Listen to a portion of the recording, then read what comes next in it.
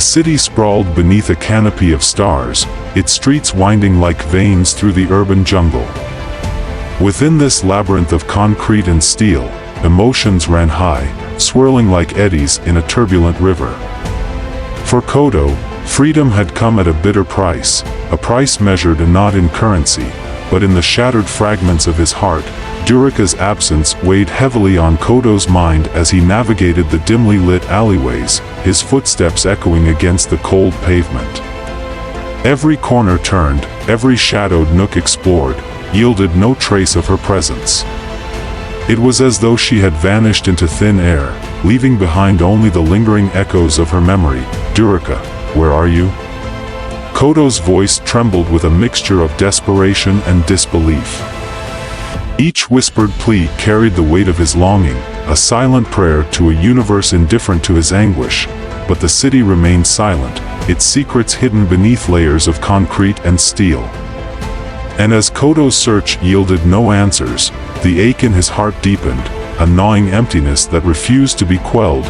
Meanwhile, within the opulent confines of the presidential palace, preparations for Ruta and Durika's wedding were in full swing. Lavish decorations adorned the halls, casting a golden hue upon the marble floors. The air buzzed with anticipation, the promise of union and prosperity hanging like a palpable veil. For Durika, the day unfolded with a surreal sense of detachment. Each step she took towards the altar felt like a descent into the depths of despair, a path paved with broken promises and shattered dreams. Yet, she pressed on, her resolve unyielding in the face of adversity. As Durika walked alongside Ruta, her heart heavy with sorrow, she felt the weight of her choices bearing down upon her. Promises made could not be undone, and the consequences of her actions loomed ominously on the horizon. Kodo's anguished cry pierced the air, shattering the fragile facade of tranquility that enveloped the ceremony. Durika's heart clenched with pain as she heard his desperate plea, her tears mingling with the solemn vows exchanged between her and Ruta. But even as her heart ached with longing, Durika remained steadfast in her resolve. Her love for Kodo burned like a beacon in the darkness, guiding her through the storm of emotions that raged within her soul, outside the palace walls. Kodo's anguish manifested in a primal scream, a cry of defiance that reverberated through the night.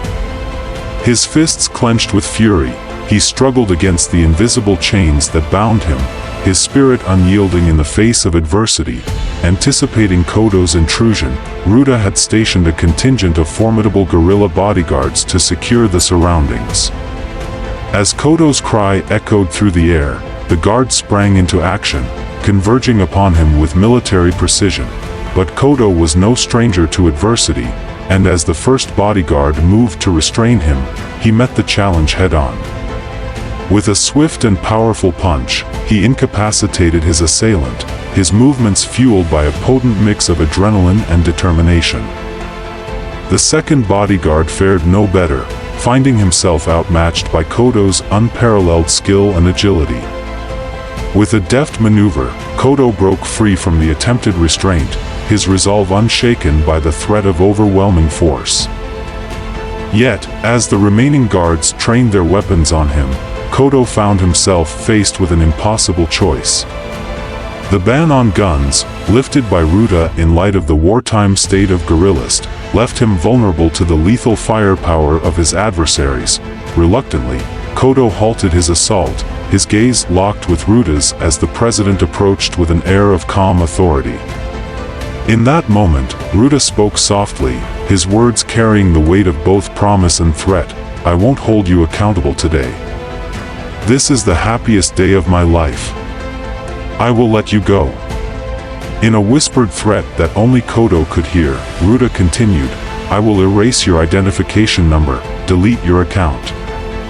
You will be nothing in this society, invisible. Let's see how you will live." Humiliated and defeated, Kodo accepted his fate, his heart heavy with the knowledge that he had lost Durika forever.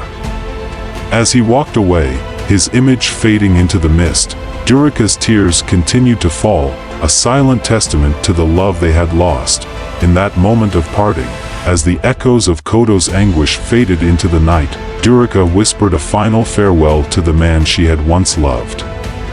"I love you, Kodo. Live a useful life." Remember every word Natsu said before he passed away. Her words hung in the air like a lament, a poignant reminder of the sacrifices they had made for love, and as the city slept beneath a blanket of stars, two souls drifted further apart, their destinies intertwined yet forever out of reach. For Kodo and Durika, the journey had come full circle, a bittersweet symphony of love and loss echoing through the corridors of time.